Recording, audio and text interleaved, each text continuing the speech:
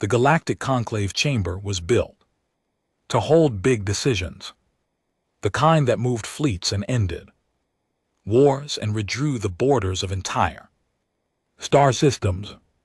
The ceiling rose high enough to make any species feel small, and that was the point. When you felt small, you made careful choices. Nobody in the room was being careful. Today, Vretzal stood at the far edge of the delegate ring, 9 ft of plated muscle and battle earned silence, and he was reading the mission brief for the third time. Not because it was complicated, because he was looking for a way out of it that didn't exist. The mission was simple. A human military vessel had gone silent inside Conclave-claimed space. Conclave law was clear on the matter. Any unauthorized military ship found drifting in claimed territory had to be boarded, checked, and escorted back to the boundary. It happened 12 or 13 times per standard cycle. Border disputes, navigation errors, the occasional probe that drifted too far off course. Routine work. Except that word routine kept sliding off the situation like water off sealed armor plating. Ambassador Sonade stood at the center podium. He was small and slightly curved, built like a question someone had forgotten to finish asking. He had served as the Conclave senior diplomatic officer for 19 years. He had negotiated the Caritha Accords. He had talked down 3 separate armed conflicts with nothing but patience and very good probability models. By any fair measure, he was the calmest creature in any room he walked into. He was not calm now. The Crethan delegation, he said, reading from the record in front of him, submits a formal refusal and requests that this document be sealed from the public archive. Vretzal, the Crethan High Commander, did not look up from the floor. Sonade set the document down and picked up the next one. The Varadi Military Council declines the assignment, citing tactical risk assessment, with the full recommendation of General Ashkar. Ashkar was standing near the back wall, with his thick arms folded across his chest. He said nothing. He had the look of a soldier who had already made his choice before the meeting started and had no interest in being asked about it again. Sonade read 7 more refusals after that. Each one was polite. Each one was detailed. The 4th refusal included a full tactical analysis with supporting data. The 6th arrived with a separate attachment, which turned out to be a scientific report on human bone density and what that meant for standard issue restraint equipment. The 8th refusal was so long it had its own table of contents and a summary section at the front. A junior conclave attaché named Brevas, seated near the back row, leaned toward his colleague and said quietly that perhaps the whole matter was being treated with more weight than it deserved. The vessel had gone quiet. That was all. Perhaps the humans could simply be spoken to, reasoned with. It was probably nothing serious. Ashkar turned from the wall and looked at him. He did not say a single word. He just looked. Then he turned back. Brevas did not raise the point again. Sonade had not planned to show the data. Real. The Orvish delegation had submitted it the previous morning as supporting evidence for their own refusal, which was the 5th one he had read. He played it now because the chamber needed to see what exactly it was refusing to deal with. The reel was 4 minutes and 11 seconds long. It showed 17 Orvish warships, all at standard combat rating, all fully crewed, all fully operational, making an interception in the Drev corridor. The vessel they were intercepting was a single human patrol craft. The human ship had a damaged propulsion system. The engagement records showed it had been running at 62% capacity for at least 6 hours before contact was made. 3 humans were aboard. The reel ended with 1 vessel intact in the corridor. It was not an Orv ship. Nobody in the chamber said anything for a long moment. Then a Drav delegate in a flat and careful voice said she wished to note for the record that this incident had taken place 4 years ago and the full conclave had never formally discussed it. Sun Ode confirmed that was correct. The Drav delegate said she found that very interesting. She did not mean it as a compliment. What made the whole situation worse, and Sun Ode had turned this over in his mind many times in the past 24 hours, was that the humans had not appeared to be doing anything special. 3 separate conclave intelligence teams had reviewed the engagement records and reached the same basic conclusion, each in slightly different language. The human pilot had been reacting, adjusting, doing as best as anyone could work out whatever seemed reasonable to her at each moment as it arrived. She had not been running a plan. She had been annoyed. That was the actual word in the report. Annoyed. One of the intelligence analysts had flagged it, unsure if the translation unit had made an error. A second team had gone back and confirmed it had not. Sun Ode closed the reel and looked out at the room. 53 delegates, 15 species. The combined military strength sitting in this chamber could strip the surface off a mid-sized planet and still have ships available for whatever came after. The Crethon alone had brought an entire moon under control in 6 hours during a campaign 30 years back. The Verati had not lost a ground engagement in 2 centuries of recorded conflict. Every single one of them had said no. Ashgar spoke then. He had a voice like something large, being dragged slowly over stone, deep and unhurried, the kind of voice that only used the words it actually needed. He said, "The question is not whether we can win.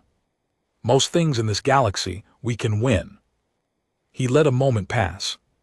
The question is what winning costs against them, and what it costs if you do not win on the very first try. He left it there. The room sat with it. Sun Ode thought about the data reel. He thought about 3 humans and a broken engine and a corridor filled with Orvish warships. He thought about the word annoyed, sitting inside a classified intelligence file, flagged, reviewed, and confirmed.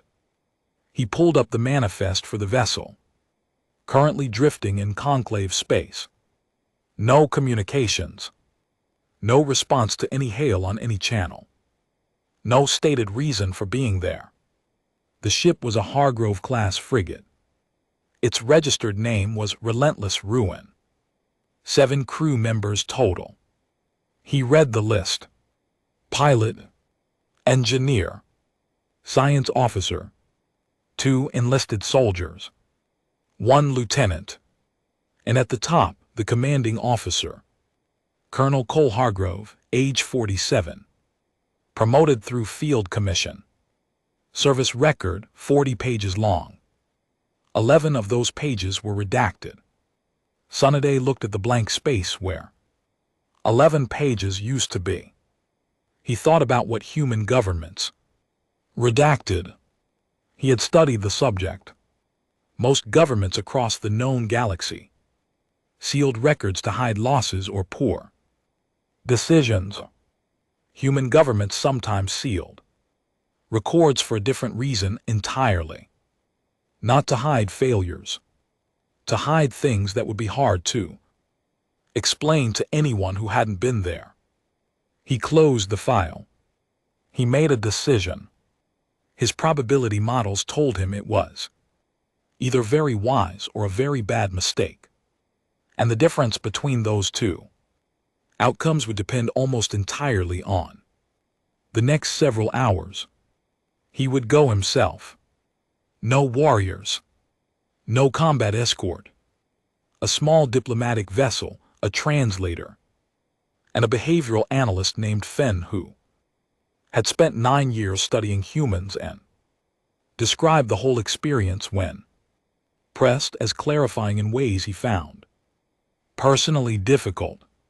He filed the mission authorization before anyone in the chamber could argue against it. Breath Soul watched him walk out. The Crethon commander stood still for a moment, the sealed refusal document tucked under one arm. He thought, not for the first time in his long career, that courage and poor judgment were usually impossible to tell apart until after everything was already over. He hoped it was courage. He did not put much faith in that hope. Fen had been studying humans for 9 years. He was not a soldier. He was not a diplomat. He was a behavioral analyst working under Conclave contract, and he was the only person Sunday knew who had read every available human military record from start to finish without being ordered to. He had done it because he was curious. He was no longer curious. He had moved past curious and arrived somewhere else entirely, somewhere that did not have a clean name in his language, but that felt very much like standing at the edge of something large and looking down.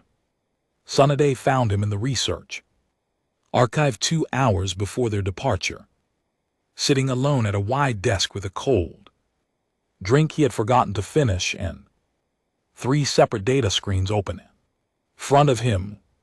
He did not look up when Sunday entered. He was reading. The particular way he was reading, still very focused, the kind of stillness that meant the mind was working very hard, told Sunday everything about the general direction of what the files contained. Tell me what I need to know, Sunday said. Fen looked up. He had a thin face and large eyes and the general appearance of a person who slept badly and had accepted that about himself. That depends, he said, on how much you want to know before we go. All of it. Fun turned one of the screens around. The file was labeled simply Hargrove C. Service record. The top section was standard. Date of enrollments, unit assignments, early postings, all clear and readable. Then, about a third of the way down, the redaction started. 11 pages of black bars and empty lines, where words used to be. Not sloppy redactions. Careful ones. The kind done by someone who knew exactly what they were removing and why. Every intelligence team that has reviewed his record, Fun said, has noted the same thing. The redacted sections do not correspond to failed operations. There are no associated disciplinary records, no injury reports from those periods, no negative marks anywhere in the unredacted sections that would suggest those pages are being hidden out of embarrassment. He paused. The current leading theory is that they were sealed because showing them to allied species would raise more questions than the Conclave is prepared to answer. Sunday sat down across from him. Show me the first incident, he said. the earliest one on record involving humans and any conclave species. Fun pulled up a different file. It was 11 years old. The Drevari skirmish in the Outer Belt. A small territorial dispute that should have been resolved through standard interception protocol and lasted instead for 72 hours and ended in a way nobody on the conclave side had predicted. The human unit involved had been 6 soldiers. One of them had been Cole Hargrove, listed at the time as a staff sergeant. They had been cut off from their ship during a perimeter breach carrying 4 functional weapons between the 6 of them, with a communications relay that had been damaged and was operating at limited range.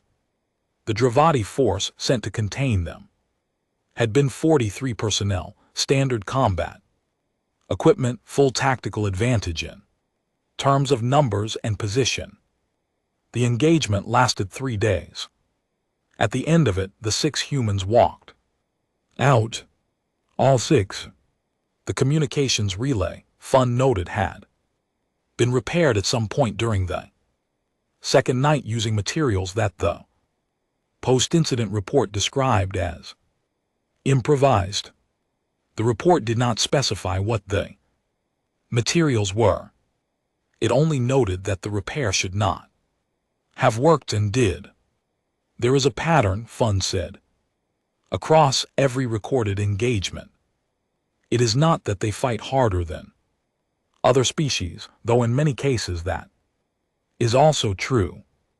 It is that they do not respond to the situation the way the situation suggests they should respond.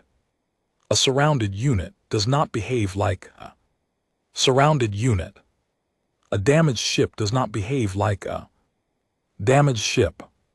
The gap between what their situation calls for and what they actually do is. He searched for the word consistent.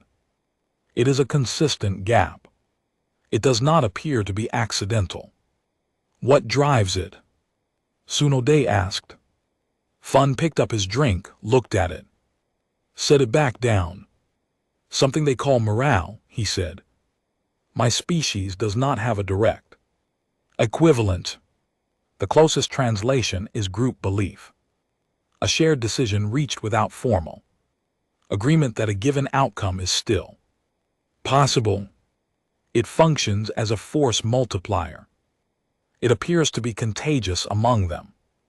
When one member of a unit maintains it, others tend to as well. He paused. It also appears to intensify under pressure rather than decrease, which is the part one find most difficult to model. Tsunode thought about that for a moment. His own species operated on function. You assessed what was possible and you acted within that range. If the range narrowed, you narrowed your actions accordingly. It was logical. It was stable. It had never once led to 6 soldiers walking out of a 3-day engagement against 43 opponents with 4 functioning weapons. The pilot, he said. From the Fen nodded and opened the 3rd screen. Her name was Dana Ruiz. She had been 26 at the time of the prior to that engagement. Her service record was solid but unremarkable. She had completed her standard training well. She had served 2 postings without incident. She was, by any normal measure, not exceptional. The post-incident debrief transcript was short.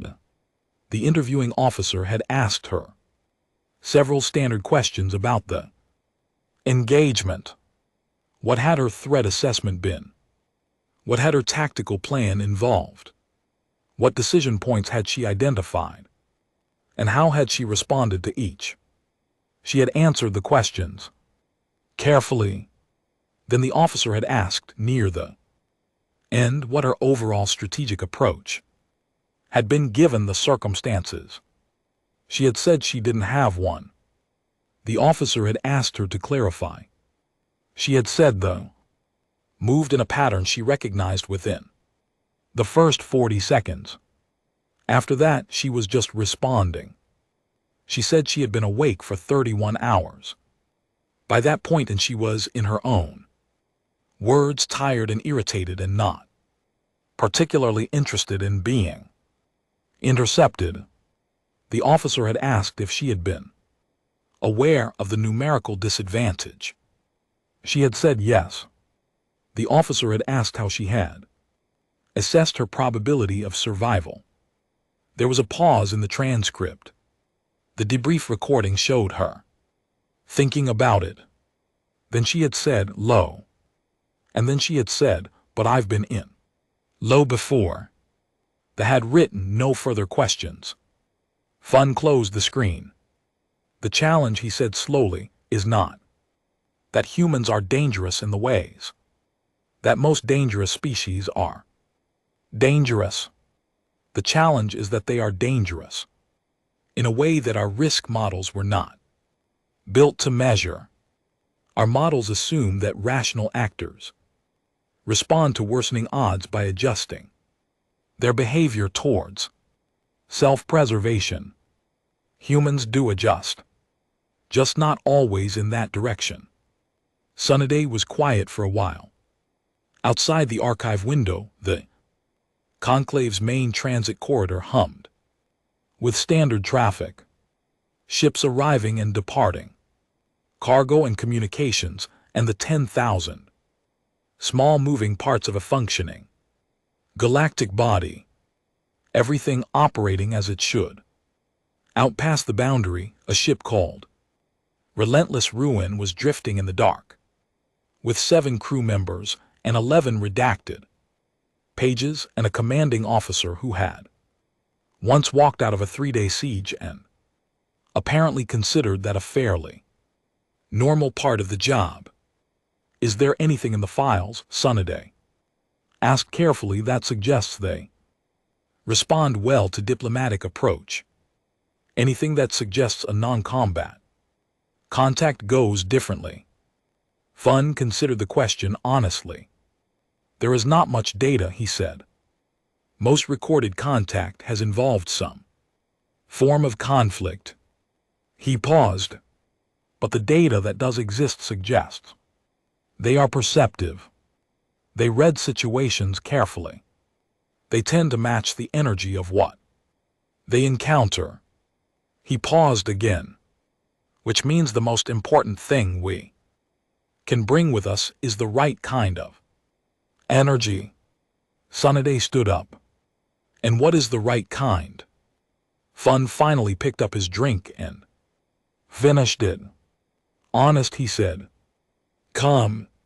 Not afraid. He set the cup down. Especially that last one. The conclave diplomatic vessel was small. That had been a deliberate choice. Sunday had made it the night before departure, going over the options with Fun, who had agreed without needing much convincing. A large ship read as a threat. A mid-sized ship read as preparation for one. A small ship said, we are not here to fight you. We are here to talk. And if that was not true, at least it was the correct opening move. They crossed into the outer corridor at standard approach speed, no weapons. Charged all identification signals. Broadcasting openly. Fun sat at the secondary console running behavioral notes to himself in a quiet voice.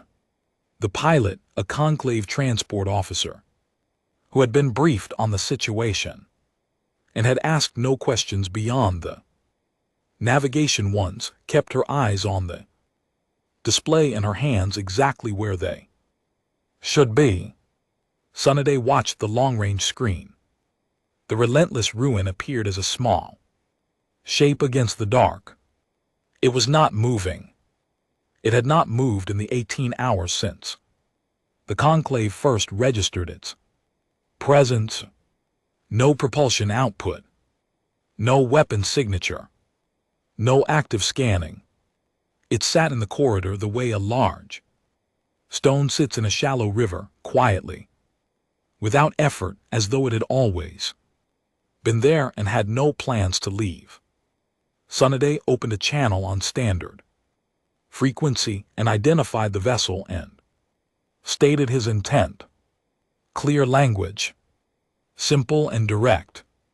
He had practiced the phrasing 4 times in the hour before arrival because first words mattered and he wanted the right ones. The channel returned static. He waited. Then he tried again on a secondary frequency. More static. Fun made a small note on his screen and said nothing. 6 minutes passed. Sunday tried a third frequency. He kept his voice level. He did not repeat himself. He simply stated again who he was and what he was doing there, and then he waited. The channel opened. The voice that came back was female, clear and completely unhurried. It sounded the way a person sounds when they have been in the middle of something and have stepped away to answer, not because they were startled, but because they decided to. Conclave vessel. Identify your intent, not your designation, not your species designation, not your mission code or authorization. Number. Your intent. Funt looked up from his console. He and Sunday exchanged a look. Sunday leaned forward. Our intent is diplomatic contact, he said. We have no combat personnel aboard. We are here to confirm the status of your vessel and establish communication. Nothing more. A pause. Not a long one. The kind of pause that belongs to someone who is thinking, not stalling. Hold your position, the voice said. They held. 4 minutes later, the screen changed. The channel shifted to visual. A face appeared, young, composed, dark-eyed, looking at the camera the way someone looks at a situation they have already assessed and made a preliminary decision about. The pilot, Dana Ruiz. Sunday recognized her from the debrief photograph in the file. Behind her, slightly off to one side, standing near a secondary console with his arms loose at his sides, was a man in his late 40s, gray at the temples. He was not doing anything. He was simply present in the frame, watching the screen with a quality of attention that Sunday could not quite name. Not hostile, not welcoming, the kind of attention that belonged to someone who collected information before deciding what to do with it and who was very good at collecting it. Sunday recognized him, too. Cole Hargrove. Ruiz spoke first. You sent one ship, she said. It was not quite a question. We sent one ship, Sunday confirmed. Something shifted very slightly in her expression. Not a smile. Something smaller and more internal than a smile. What happened to your comms array? She asked. Sunday told her the truth. A gravitational anomaly in the outer corridor had disrupted their long-range relay. They had been running on secondary systems for the past 6 hours. It was being repaired. Ruiz nodded once. Same thing that got ours, she said. We've been dark since we entered the corridor. Vance has been working on it. She glanced briefly at something off screen. It's fixed now. Sunday held very still. He processed that sentence. He processed what it meant. He looked at Fun, who was also very still and who was writing something on his screen with focused, deliberate movements. The entire incident, the 15 refusals, The sealed reports, the emergency conclave session, the data reel, the probability models, running numbers that came back bad, had started because of a broken communications array. I see, Sonaday said. He kept his voice exactly the same as it had been. We are glad to hear it has been resolved. We would have hailed you as soon as we got it up, Ruiz said in the tone of someone clarifying a misunderstanding that they find minor. We weren't trying to be a problem. Behind her, Cole Hargrove said nothing. He watched the screen. In the background, across the corridor of the ship, someone was moving. Young. A soldier by the look of him, not much past 20, wearing a standard issue uniform with the sleeves pushed up. He was crouched over a piece of equipment, running some kind of diagnostic, his back mostly to the camera. He appeared to be completely uninterested in the diplomatic exchange happening 3 m away from him. Sonaday watched him for a moment. A first contact with an alien species. And this young man was running diagnostics. Fun was still writing. A fourth figure passed briefly through frame, a woman with sharp, quick movements, carrying something that might have been a tool or a device, glancing at the screen for exactly 1 second, before glancing away again with the expression of someone who has seen more interesting things on a slow afternoon and has something to get back to. We would like to request permission to come aboard, Sonaday said. If you are willing. We have no weapons. This would be a brief courtesy visit. Nothing formal. Ruiz did not answer immediately. The silence lasted 3 seconds. It was not a long silence by any normal measure. 3 seconds was nothing. 3 seconds was the time it took to draw a breath. But in those 3 seconds, Sonaday was aware with the precise and uncomfortable clarity that 19 years of diplomacy had given him that a decision was being made on the other end of the channel. A real one, not a procedural one. Someone was deciding with full awareness of everything that decision meant and did not mean, whether to open a door. Hargrove had not moved. He was still watching the screen with that same collected attention. Then Ruiz said, "Come ahead." She gave them a docking vector and cut the visual feed. The channel stayed open for navigation. Fun set down his stylus. He looked at the approach data on his screen for a moment, then looked at Sonaday. She said, "Come ahead," said quietly. "Not come aboard. Not you may proceed. Come ahead." He paused. That is vernacular expression. It implies comfort, ease, the kind of language you use with something familiar. Sonaday began preparing the approach. Or Fun continued in the same quiet voice. It is the kind of language you use when you are very confident about the situation you are inviting something into. The diplomatic vessel moved toward the docking port. Sonaday did not say anything. He did not have anything useful to say. He had made his decision, and it was already in motion, and the next thing to do was to do it well. The relentless ruin grew larger on the approach screen. Up close, it did not look like a warship. It looked like something that had already been through a war and had decided without much drama that it was fine with that. Hole scoring along the starboard side. One gun array visibly offline. Repair work showing on the lower. Plating, careful, thorough repair work. The kind done by someone who knew what they were doing and took it seriously.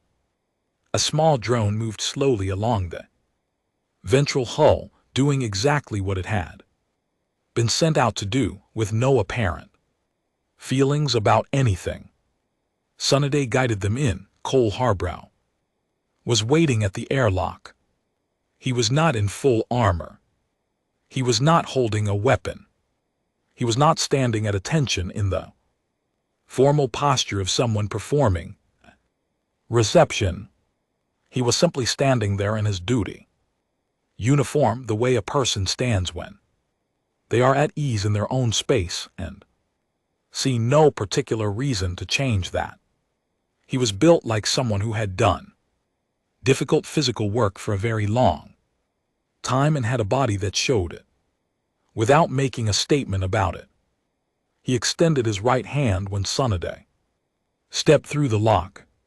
Fun had briefed the delegation on this gesture, a human contact ritual used at the start of formal and informal meetings both. You take the offered hand, you grip it. Briefly and firmly, you release. The force used was important. Too light read as uncertain. Too firm read as aggressive. The correct grip said, I see you and I have no problem with you. Hargrove's grip was exactly correct. Not a performance of correctness.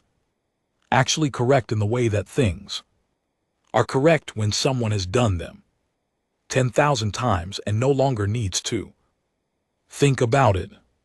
Welcome aboard, he said. He meant it. Then he turned and walked them into the ship.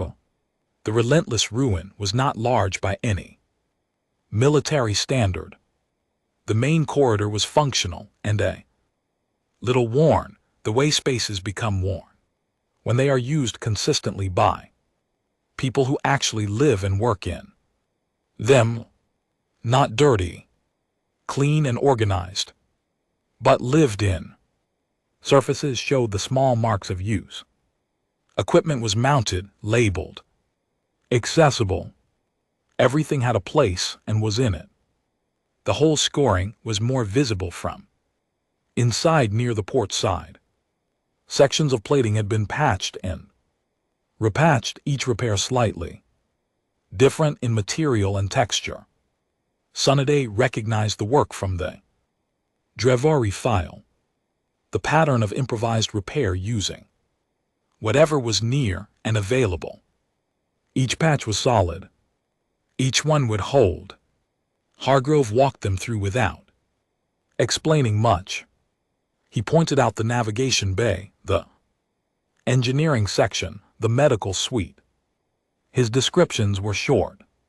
He spoke the way a person speaks who sees no point in making a simple thing complicated. The medical suite had been recently used. Sunday noted this and said nothing. Hargrove did not mention it either. They moved on. Nora Vance met them near the science station. She was carrying what appeared to be a small circuit board and a calibration tool, and she had the distracted energy of someone who had been in the middle of a problem and had paused to be polite about something before going back to it. She looked at Sunday and the two conclave delegates with the specific expression of a person who finds alien species more interesting than intimidating. She said hello and asked immediately whether Sunday's species experienced gravitational anomalies differently than humans did from a sensory standpoint, because she had been thinking about the corridor anomaly, and there were several aspects of the data that she found genuinely unusual, and she thought an outside perspective might be useful. Sunday said he would be happy to discuss it. 15 minutes later, he still was. Vance had pulled up her readings from the anomaly and was walking him through them with focused enthusiasm, pointing to specific data points and asking questions that were precise and genuinely good questions, the kind that came from someone who had actually thought about the problem before asking. One of the conclave delegates, a specialist in spatial physics, had drifted closer to the screen and was now engaged in the conversation too, both of them leaning over the data with the shared interest of two people who like the same kind of problem. Hargrove watched this from a few steps away. His expression did not change much. Something in it settled very slightly. Fun noticed. Fun wrote it down. Further along the corridor, Owen Dre was crouched beside an equipment rack, running a systems check. He was 20, maybe a year either side of it, with the kind of focused expression that very young soldiers have when they're trying to look like they know what they are doing, because in some ways they do, and in other ways they are still working on it. He looked up when the group passed and said hello in the easy, uncalculated way of someone who was not thinking about the fact that the people he was saying hello to were from a different species, and that this was technically an interspecies diplomatic encounter. One of the conclave delegates, the spatial physicist, said hello back. Dre asked with straightforward curiosity and no awareness whatsoever of any political dimension to the question what the atmosphere was like on the delegate's home world. He said he had been wondering about it since the screen call and had meant to ask. The delegate told him. Dre asked a follow-up question about the temperature range. The delegate answered and asked a question back about human atmospheric preference. Dre answered. It turned into a conversation. A real one, the kind that moved back and forth with genuine interest on both sides. By the end of it, the delegate and the young private had exchanged a rough comparison of their respective home weather systems, and both appeared to have found it useful information. Fun wrote 4 lines in his notes. Hargrove stopped at a junction in the corridor and faced Sunday directly. The tour had reached a natural pause. Behind them, Vance and the physics delegate were still going over the anomaly data. Ahead, the sound of a quiet ship doing its work. You have a question, Hargrove said. It was not exactly a question itself. It was the kind of sentence that opened a space for one. Sunday considered his words carefully. If the conclave had sent a boarding party instead of us, he said, what would your crew have done? Hargrove was quiet for a moment. He was not uncomfortable with the question. He was just giving it the time it deserved. Depends on the kind of boarding party, he said. He did not add to that. He let the answer stand on its own. Sunday understood it was not an incomplete answer. It was a complete one. It contained exactly as much information as it needed to. I appreciate your honesty, Sunday said. Hargrove gave a small nod. Not a formal nod. Just an acknowledgement. Dina Ruiz appeared from the navigation bay and handed Hargrove a small report. Screen said 2 things to him in a quick and practiced shorthand that read, as people who had worked together long enough that they no longer needed full sentences, and disappeared again. Hargrove glanced at the screen, processed it, handed it to Fun. It was the full repair record for the communications array. Timestamps, materials used, method of repair, complete and organized. For your documentation, Hargrove said. Fun took it. He looked at it. He looked at Hargrove.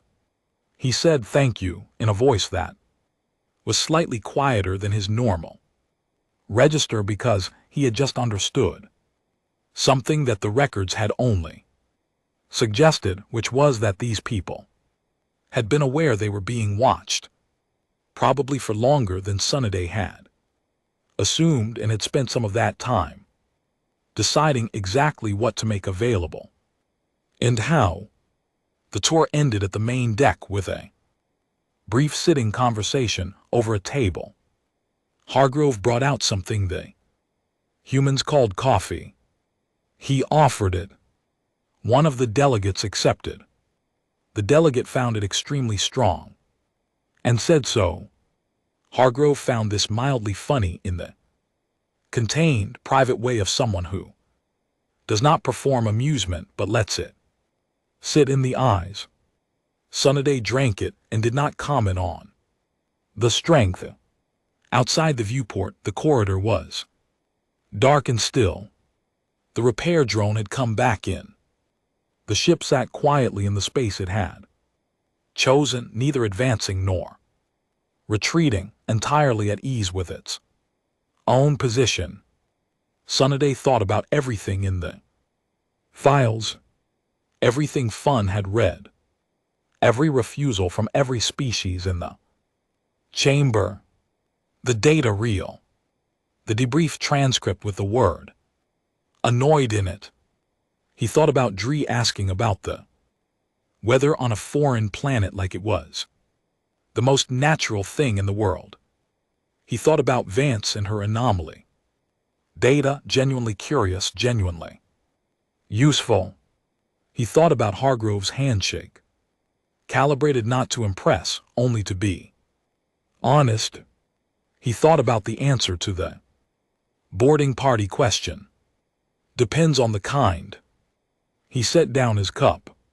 He understood in a way that the files had not quite managed to communicate what all 15 refusals in the conclave chamber had actually been about.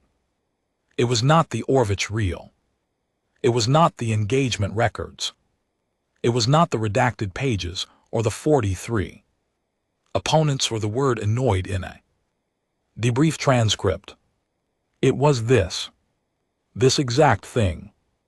A crew of 7 in a damaged ship, carrying on, being curious, being direct, fixing what was broken and cataloging what they saw, and drinking coffee and asking about weather while a diplomatic mission sat at their table and tried to decide what exactly they were dealing with.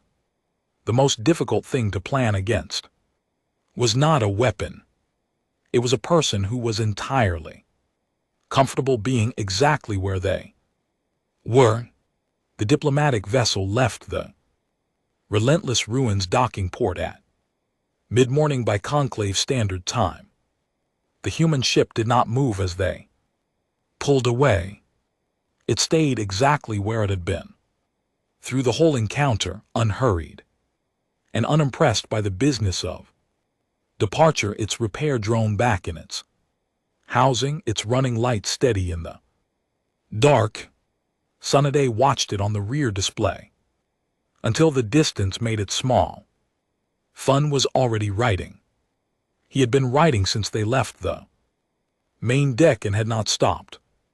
The stylus moved in short, deliberate lines, and he occasionally went back and changed a word, which was unusual for Fun, who normally wrote clean first drafts.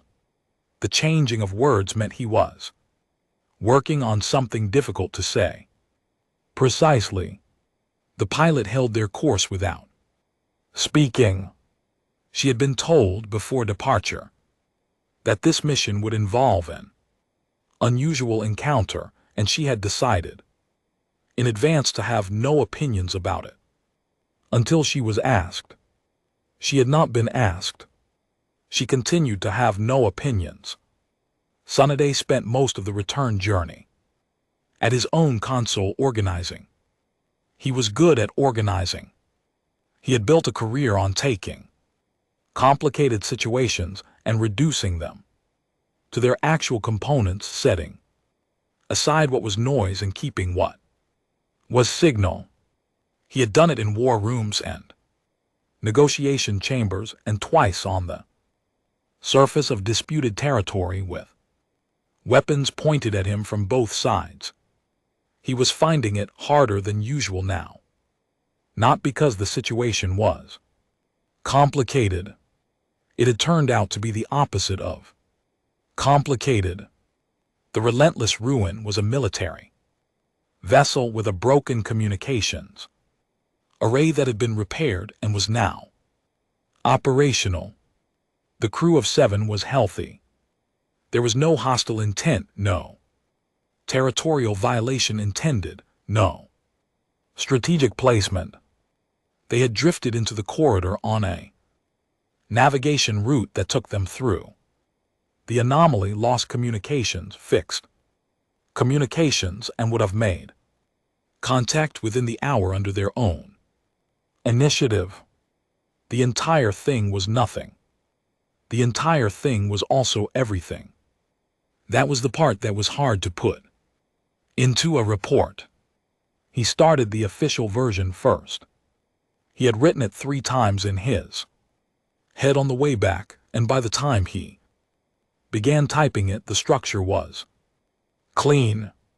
The incident had been a communications failure resulting from a gravitation anomaly in the outer corridor.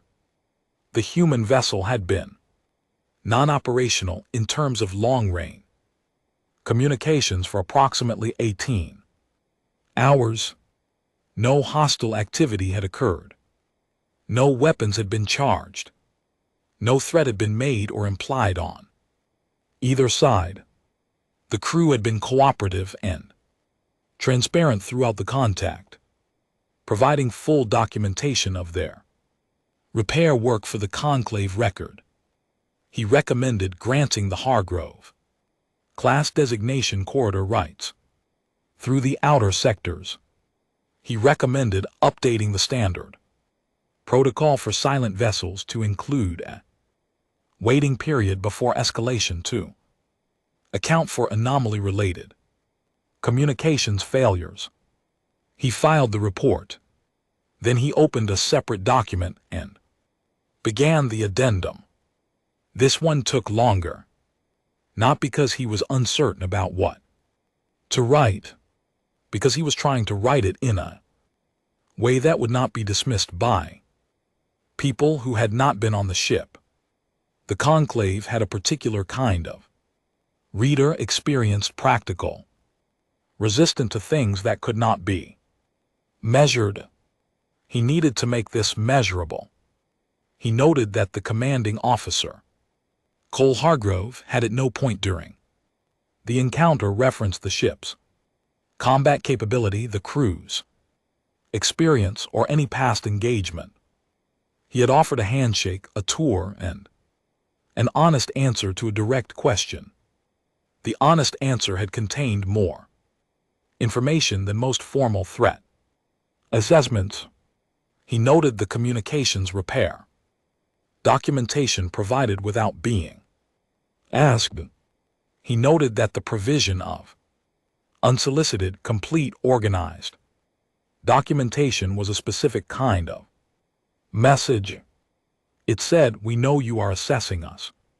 Here is what you need. We have nothing to hide and no reason to make this complicated." He noted Dana Ruiz, the extended communications blackout, the deliberate extension confirmed by the timeline discrepancy between the array repair completion and the initial hail response. 2 hours of additional silence after the repair was done, during which the crew had been watching the Conclave's response.